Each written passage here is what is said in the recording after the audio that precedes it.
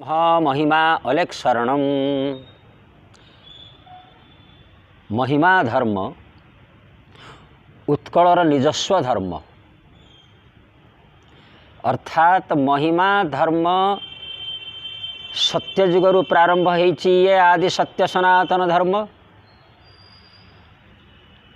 जोटा कि लोक समाज रे धीरे धीरे भूली जाती, परम ब्रह्मंकर उपासना भूली जाती। से आदि सत्य सनातन धर्मर पुनः प्रवर्तन ये महिमा धर्म। स्वयं प्रभु आविर्भाव होइकरी ए धराधाम रे जम्बूद्वीप भारत वर्षर पूर्व अंचल उत्कल प्रदेश रे 1826 ख्रीष्टाब्द रे प्रभु पदार्पण करिकरी ए सत्य धर्म को स्थापन करिसंती। ए धर्म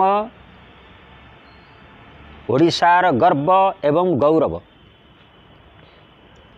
प्रत्येक उच्च अनुष्ठान मानकरे आमर पूज्य पूर्व बाबा महोदय माने धर्मर प्रचार प्रसार करिसंती, जा द्वारा कि आमे माने जानी पारिचे उच्च शिक्षा अनुष्ठान मानकरे ये स्थापन हेइछि। एबे भी एई महिमा धर्म समाजर बाबा माने भक्त माने सम्मिलित होइकरी याकू पुनः प्रवचनर तो कार्यक्रम करिकरी प्रचार प्रसार कार्य करुछंती।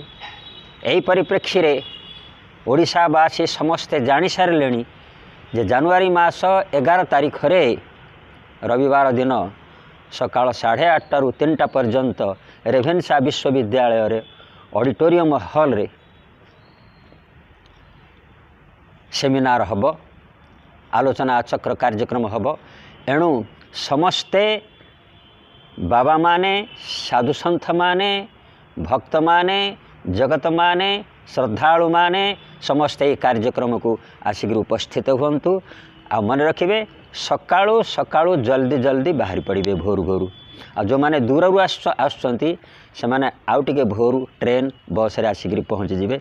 मु थरे दी थर कहि सारिछि, ट्रेन रे आसिले कटक स्टेशन रे ओल्हेबे, बस रे आसिले ओम पिछक रे ओल्हेबे। मध्याह्न भोजन सकाळ जलखिया भी व्यवस्था हेइछि, चा इत्यादिर व्यवस्था हेइछि, सेथिपई किछि चिंतार आवश्यक नाही। संध्या बेल पई मध्य करा हेइछि। साधु संत मानक भी, भक्त माने तो दूर दूर आसी पळेबे, साधु संत मानक भी व्यवस्था हेइछि। गुरु ब्रह्म महिमा अलेख शरणम।